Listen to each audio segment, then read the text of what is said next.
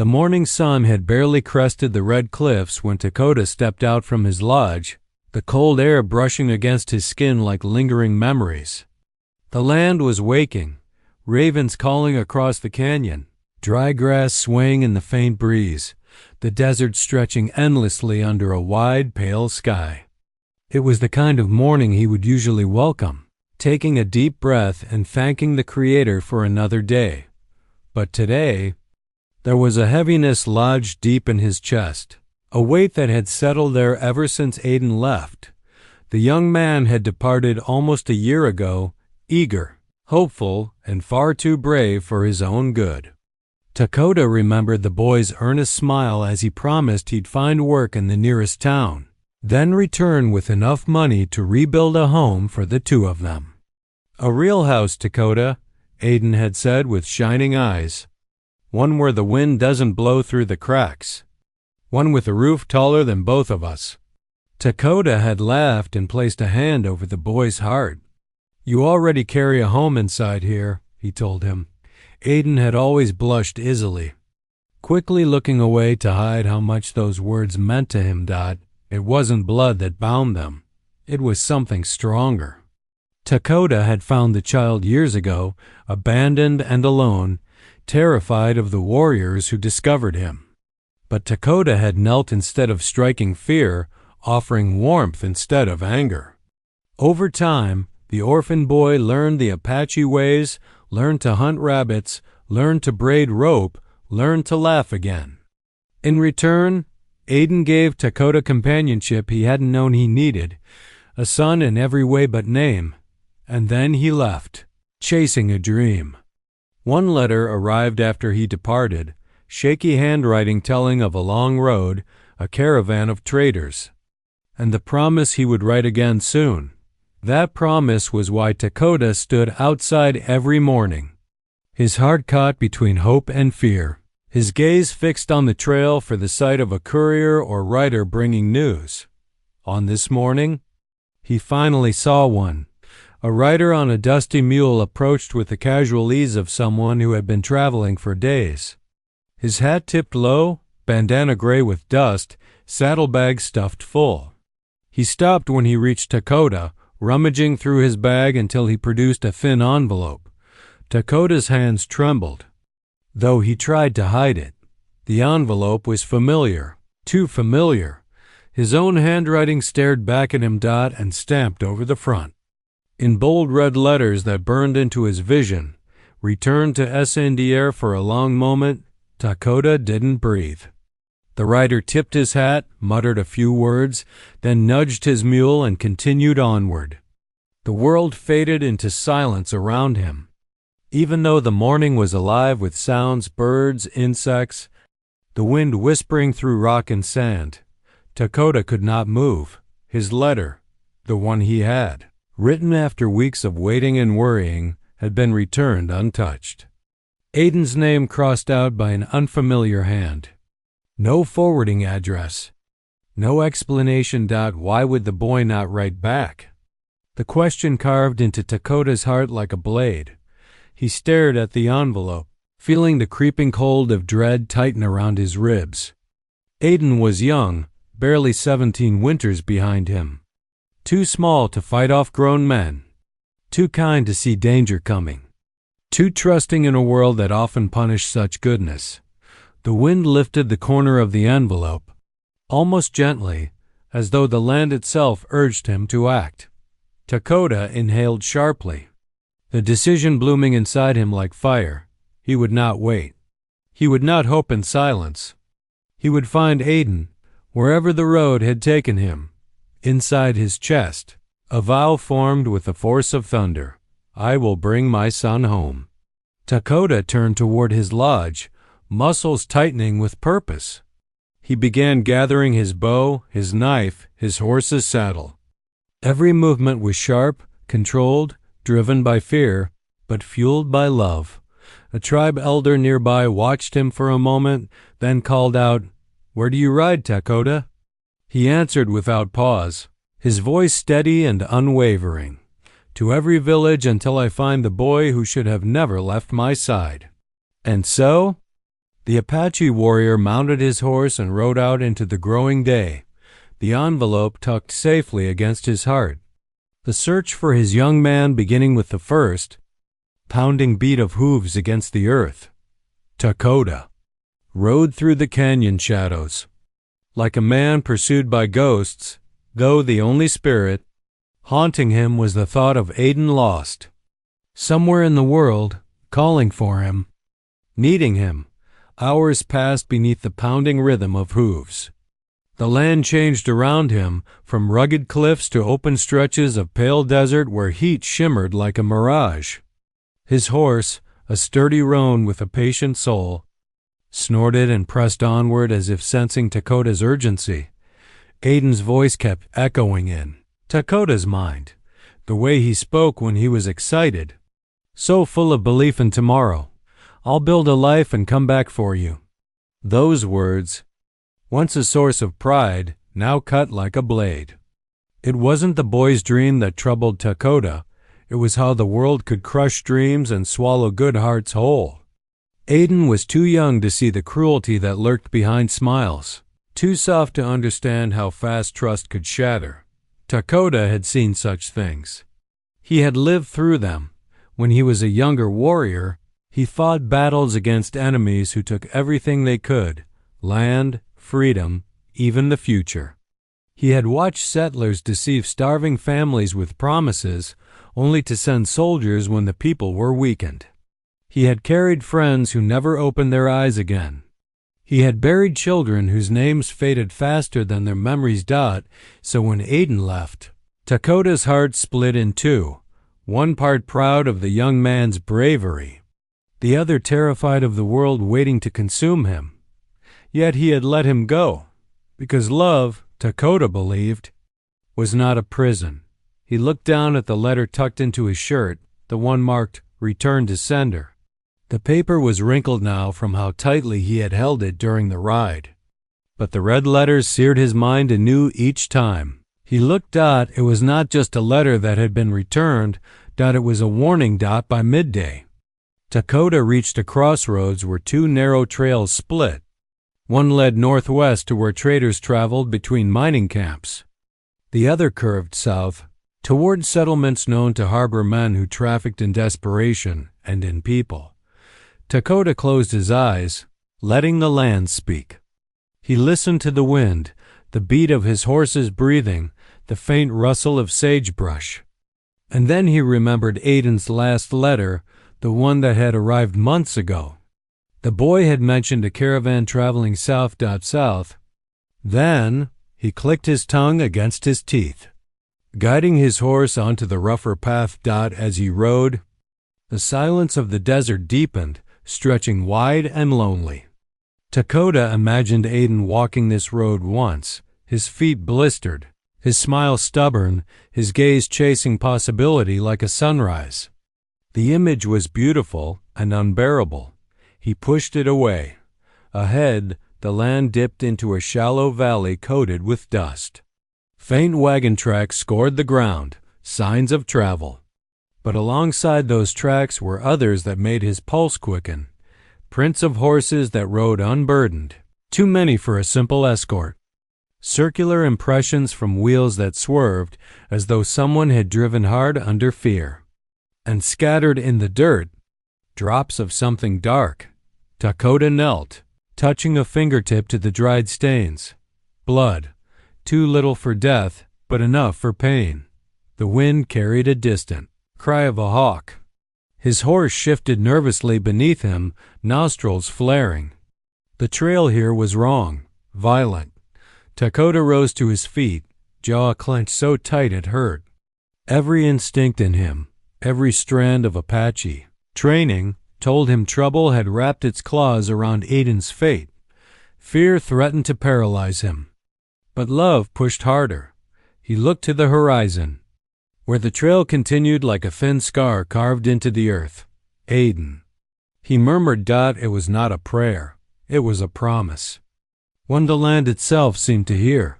He mounted again and kicked his heels gently, urging the roan forward.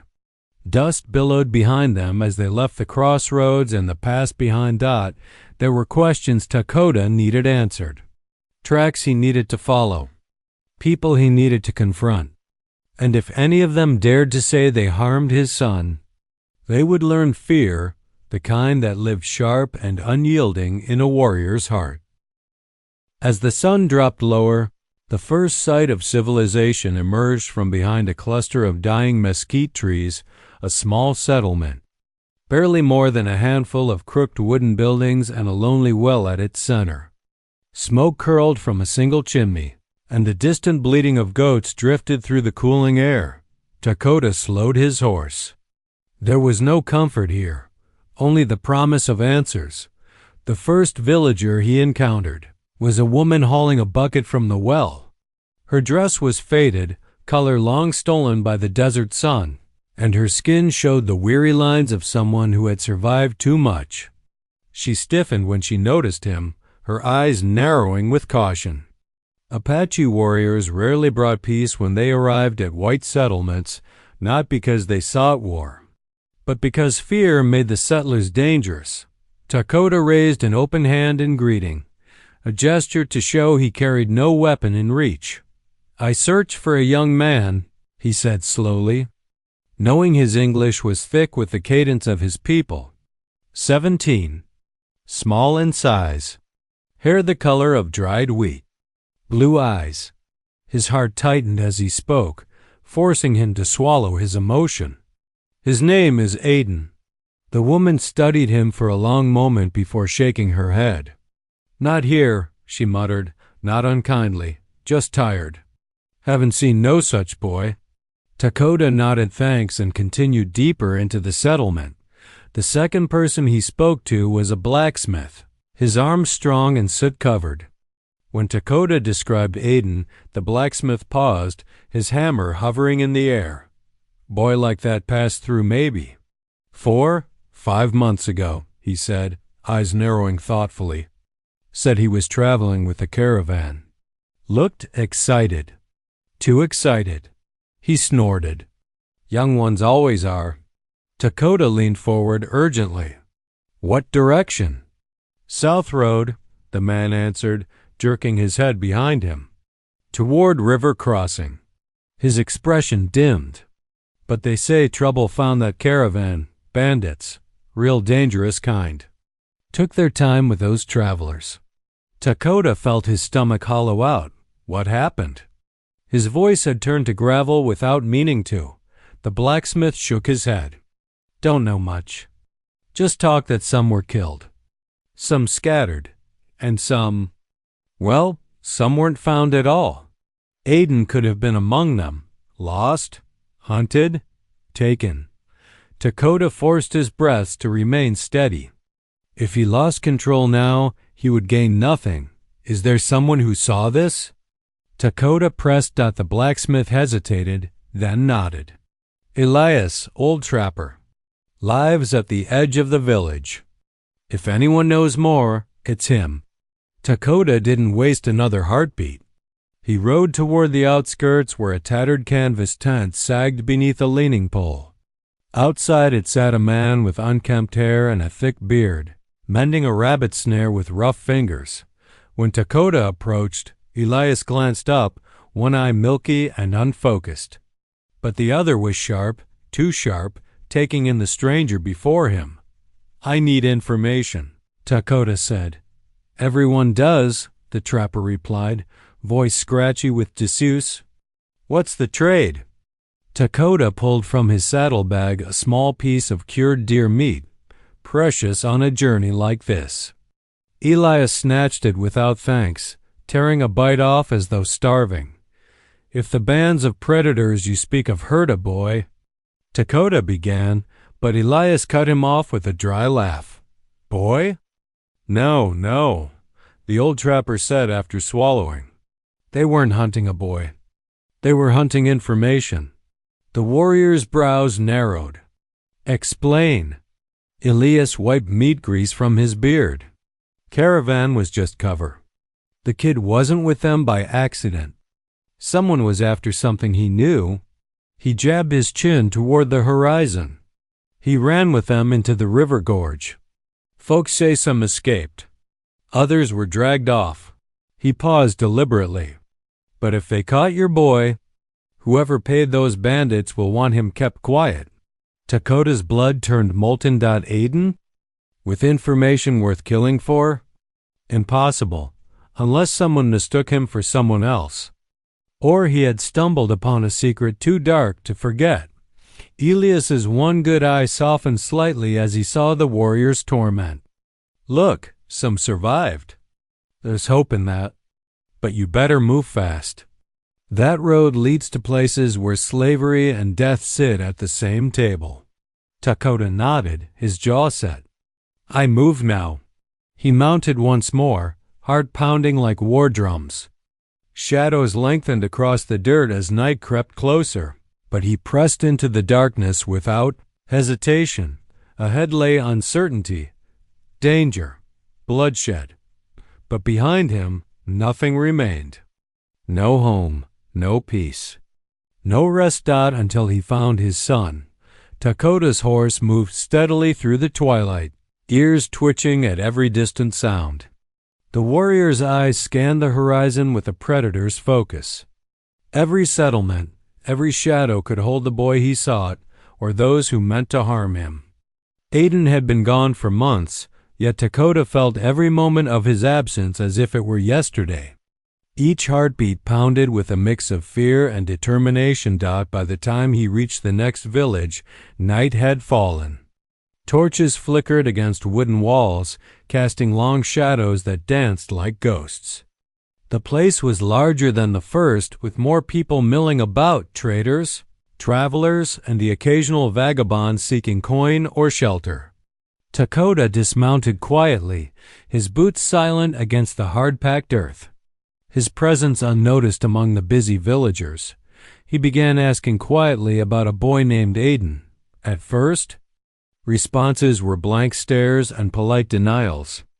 People in towns like these learned long ago not to interfere with matters that didn't concern them or that involved danger. Finally, an old innkeeper leaned out from his doorway, wiping hands on his apron. A boy, you say? Pretty-faced young? Haven't seen him round here. But maybe someone else has. Folks here talk. Some are worth listening to. Dakota nodded, his jaw tight. He could sense the innkeeper wanted something in return. He reached into his pouch and dropped a few silver coins onto the wooden counter, a small price, but enough to get information. The innkeeper's eyes flicked to the coin, then back to Dakota.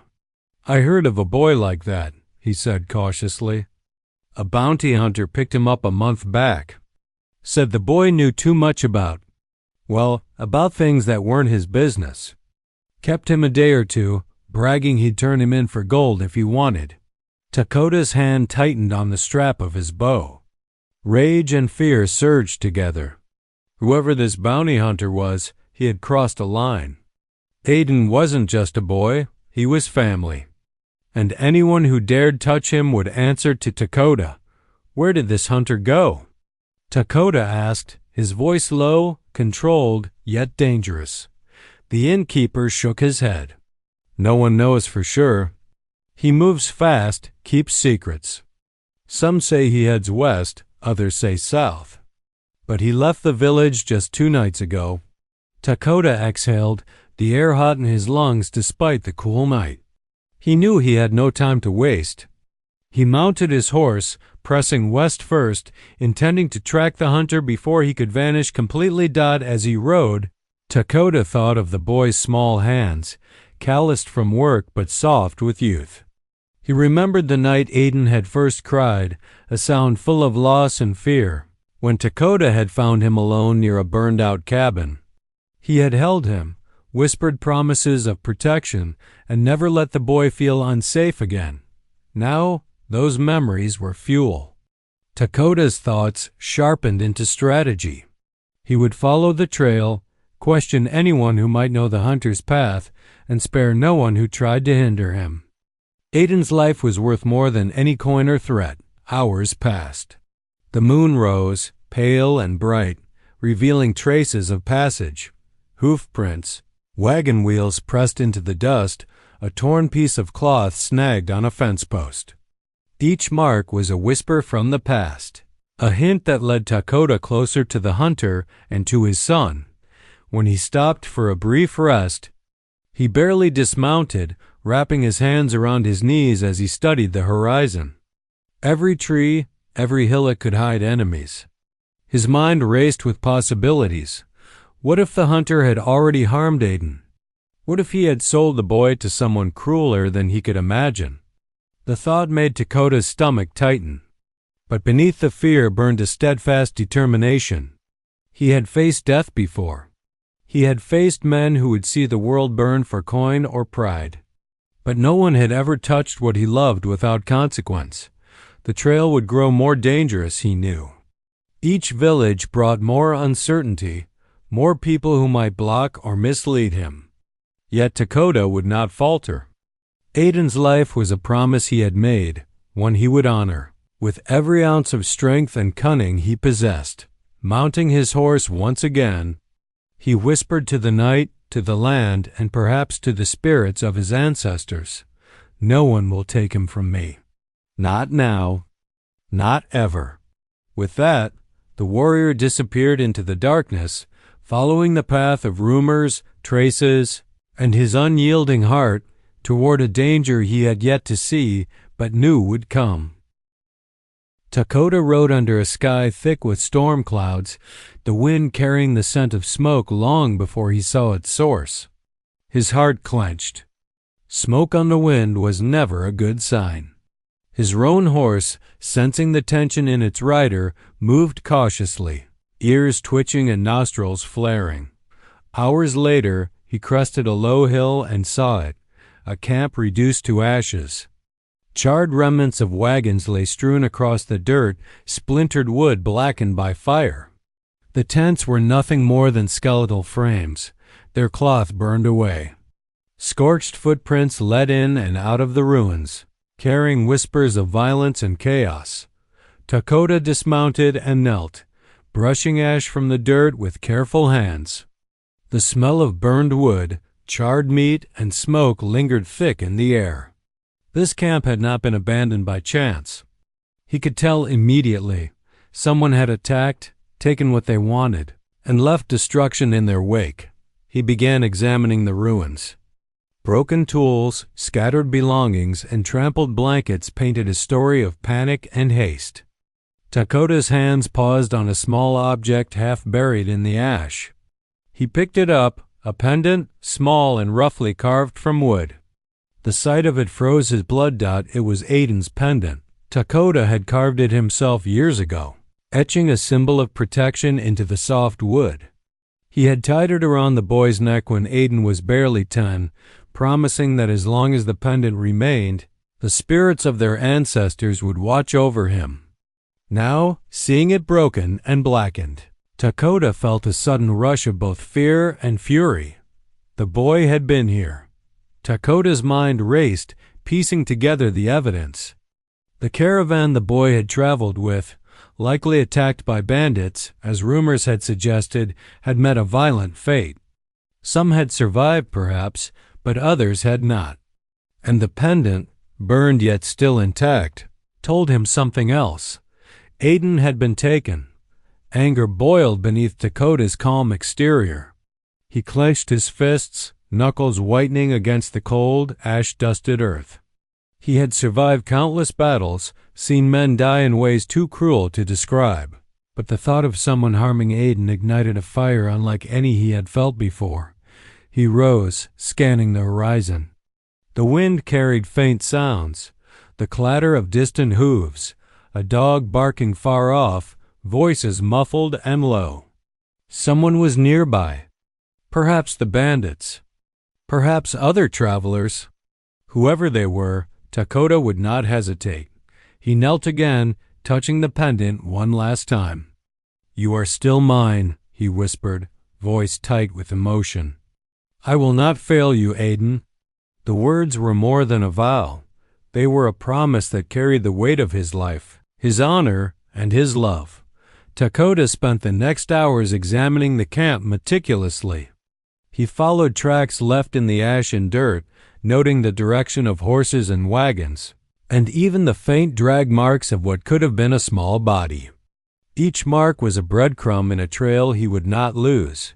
His knowledge of tracking, honed over decades in the wild, allowed him to read the landscape as if it were a book. He traced the prints southward, where the terrain rose into rugged hills and narrow ravines. By nightfall, Dakota made camp a safe distance away, keeping watch over the trail with hawk-like attention. He allowed himself a brief moment to rest, but sleep did not come easily. Every shadow, every creak of wood, every rustle of wind through the brush set his senses on high alert. In the flickering firelight, he studied the broken pendant again. It was a cruel reminder of the dangers Aiden faced, but also a sign that the boy had fought, survived, and left behind this mark of hope. Dakota pressed it to his chest and murmured, "You left me a sign. I will follow it to the end of the earth." And so, with the pendant as a guide and his heart steeled for whatever lay ahead, Dakota prepared to follow the trail into unknown territory, deeper into danger than he had ever been. Determined to reach his son before it was too late, he did not doubt for a second. Aiden was alive. He had to be. And nothing, not fire, not bandits, not the cruelty of men, would stop Dakota from finding him. Dakota rode through the night, guided only by moonlight and the faint traces of tracks left behind. Each step of his horse was deliberate, soft against the hard earth, as though even the smallest sound might alert those who had taken Aiden. The pendant he had found in the burned camp rested against his chest, a silent talisman that reminded him of the boy's presence. Even in absence. By dawn, the third settlement came into view. Unlike the last two villages, this one had a harsh, almost dangerous feel.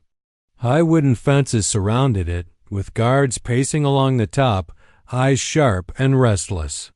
The settlement seemed more like a fortress than a home, and the people inside carried themselves with wary suspicion. Rumors had always traveled fast in such places, and Dakota had learned long ago that whispers often held more truth than spoken words. He dismounted at the edge of town, leaving his horse hidden in the shadow of a rock outcropping. Every instinct in him told him danger was close. He entered cautiously, moving from building to building, asking questions quietly, observing faces for signs of recognition. At first, the answers were the same as always. "No boy by that name here," "I don't know anyone like that," or simply silence. But persistence was Dakota's weapon. He knew the boy's description by heart: small, wiry, with wheat-colored hair and blue eyes that gleamed with trust and hope. It was a trader, a wiry man with a thin scar across his cheek, who finally spoke. Dakota described Aiden, watching the man's reaction closely. The trader paled. "A boy like that?" he whispered, glancing over his shoulder. I think I saw him. Weeks ago, taken by men with horses, sold. Sold at the auction?" Dakota froze. "Auction?" His voice was low, dangerous, carrying the weight of promise and threat. The trader swallowed hard. "A secret one. They bring people from all over, children, workers, anyone with value. It's not legal. No law reaches this place.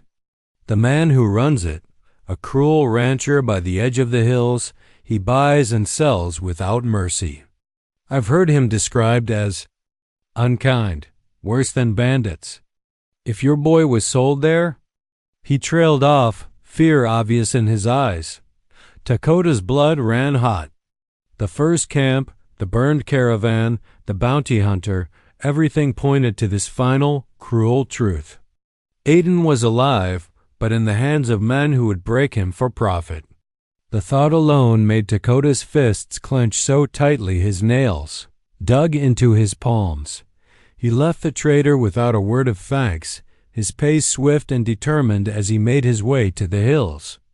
The road was rough, littered with loose stones and twisted brush, but Dakota barely noticed the terrain. His focus was singular, the boy's life.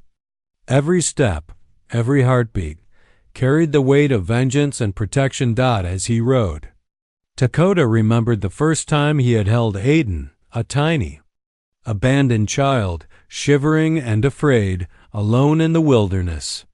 How he had whispered promises that day, that he would protect him, that he would never let harm reach him.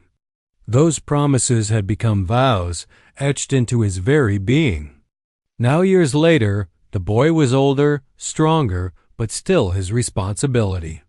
And he would not fail. He stopped at a rise in the hills, surveying the path ahead.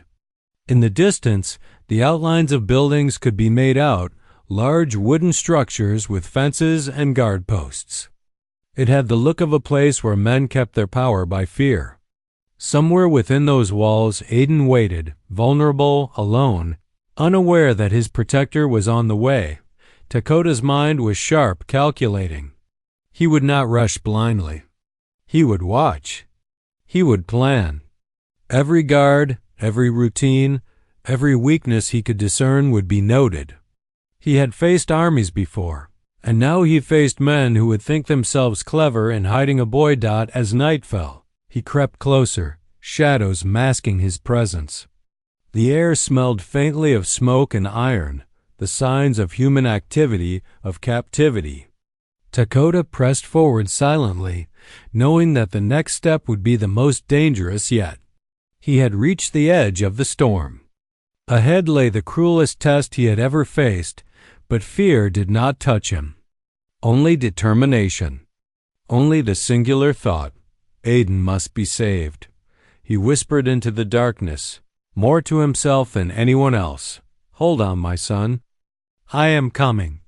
And with that, Dakota melted into the night, tracking the whispers of the settlement, following the scent of cruelty and hope toward the boy who had become his life. Dakota crouched behind a ridge, his breath steady despite the pounding of his heart. Below, the ranch sprawled like a fortress, its wooden walls tall and unforgiving, fences lined with watchmen and torches casting long, leaping shadows. Somewhere inside, Aiden was trapped, vulnerable, frightened, and perhaps even beaten.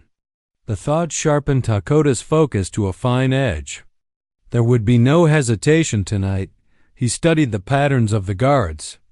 Two walked along the fence, passing each other in slow, predictable intervals.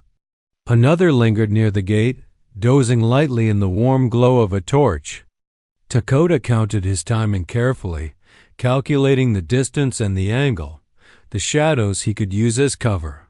Every instinct honed over decades of hunting and surviving in the wild guided him. The warrior slid down the slope, silent as a whisper, the dark fabric of his clothing blending with the night. His bow rested across his back, quiver tight, knife strapped to his thigh. He moved with patience, like a predator circling its prey, and his prey was more precious than any beast he had ever stalked. Inside the courtyard, a soft cry carried through the night air. Dakota's ears twitched. The sound came again, quieter this time, but unmistakable. His blood surged. Aiden. Alive. He followed the sound carefully, skirting the shadows of the stable and sidestepping crates stacked near the barn. Every muscle in his body coiled like spring steel, ready to react to any threat. Then, through a half-open door, he saw him. Aiden, sitting on a rough wooden floor, knees drawn to his chest, eyes wide and wet with tears. His small frame trembled, bruises marking his arms and face. "Aiden," Dakota whispered, voice low but urgent. The boy's head jerked up. Recognition and relief flooded his eyes. "Dakota!" His voice cracked, disbelief and hope mingling. You found me?" The warrior nodded, crouching near the door, his presence a shield of protection. "I told you I would," he said simply. "I will always find you." Aiden's arm shot around Dakota's neck, clutching him with all the strength of a child clinging to life. Dakota felt the small body shaking against him and tightened his grip, murmuring words of comfort. "It's all right. You are safe now. I'm here. I will not leave you." The moment of relief was brief. Outside, footsteps approached. The guards had heard something, a cry, a movement. Dakota eased Aiden down and scanned the room. There was a small window near the back, just large enough for a quick escape. He lifted the boy gently, whispering instructions. "Hold tight. Do exactly as I say. No noise. Do you understand?" Aiden nodded, swallowing hard. "Yes, I trust you, Dakota." Dakota's jaw tightened. That trust was sacred, the very reason he would not fail. He slipped out the window first, landing silently on the ground, then helped Aiden down. Together they pressed against the shadows, moving toward the ridge where Dakota had left his horse. The faint clink of a chain or a creak of wood outside reminded him how close danger still was. A sudden shout rang from the courtyard. One of the guards had spotted something, or perhaps heard a footstep too late.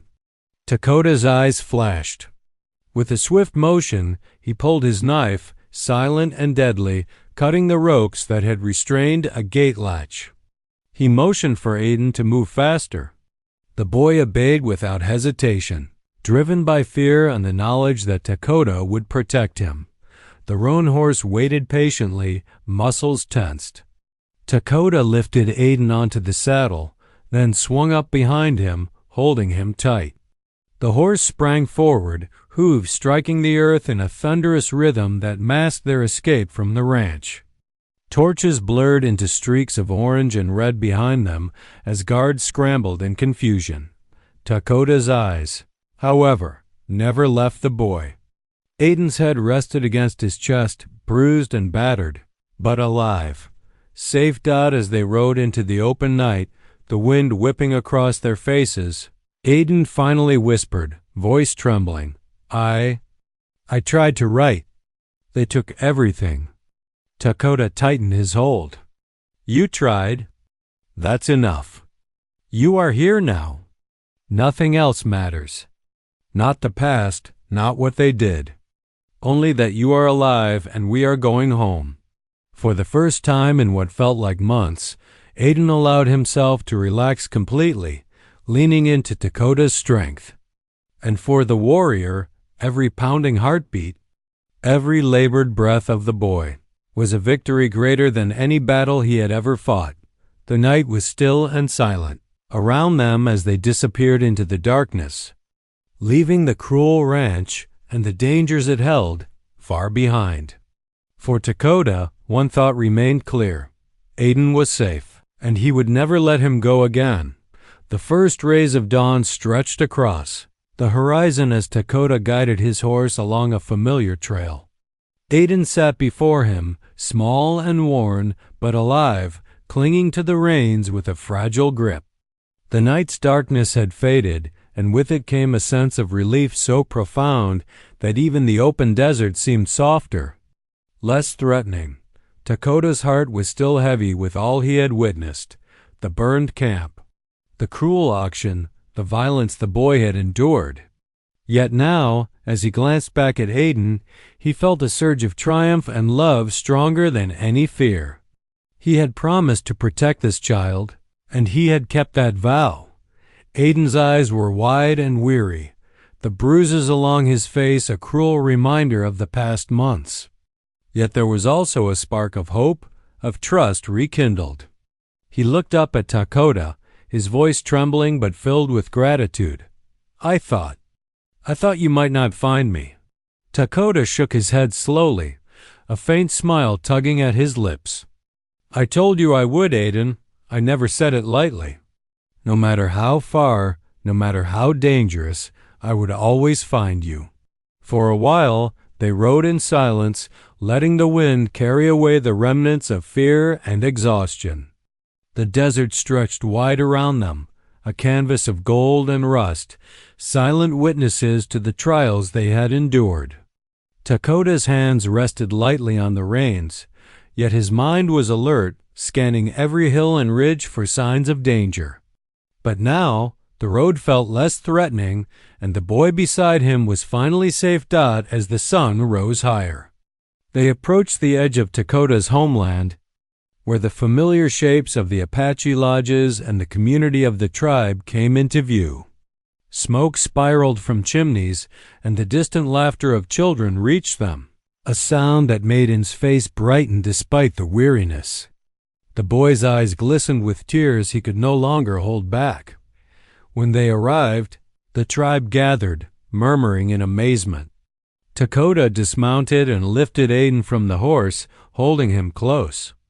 The boy's arms wrapped around him tightly, and Dakota could feel the tension and terror slowly melting away. The elders and families approached, awe and relief etched into their faces. Aiden's first words, soft and reverent, were for Dakota alone. "You kept your promise.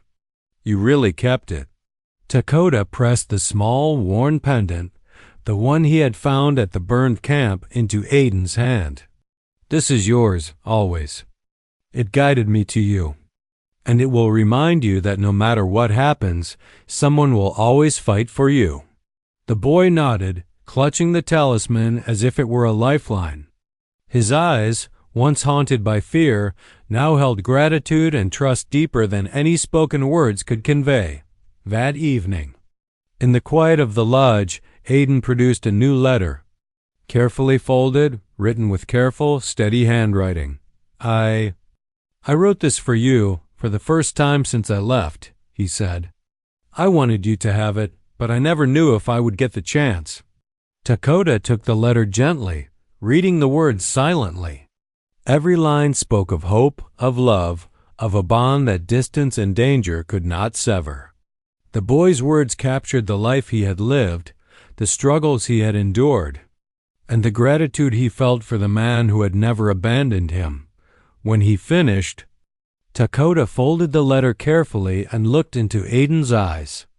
"No more letters," he said softly, his voice steady and full of warmth. "You are here. You are alive, and that is all that matters." Aiden smiled, a small, genuine smile, and for the first time in months, he felt completely safe. He understood now that home was not a building or a place, but a presence, the unwavering protection and love of Dakota, the warrior who had never stopped searching for him. The tribe celebrated quietly that night, but Dakota and Aiden remained together, sitting beneath the stars, speaking little, listening to the desert's whispers, and letting the silence carry the comfort they had so desperately sought. For Dakota, every hardship, every mile, every danger he had faced faded into insignificance when measured against the small, trusting hand in his own. Aiden was alive. Aiden was safe. And that promise, forged in fire, fear, and love, had been kept at last, the warrior whispered, as he often did, more to himself than anyone else. "No letters. You are here. And that is enough." The boy pressed closer, and together they watched the first light of dawn spill over the land, knowing that whatever storms came next, they would face them side by side, unbroken, unshaken, and finally home.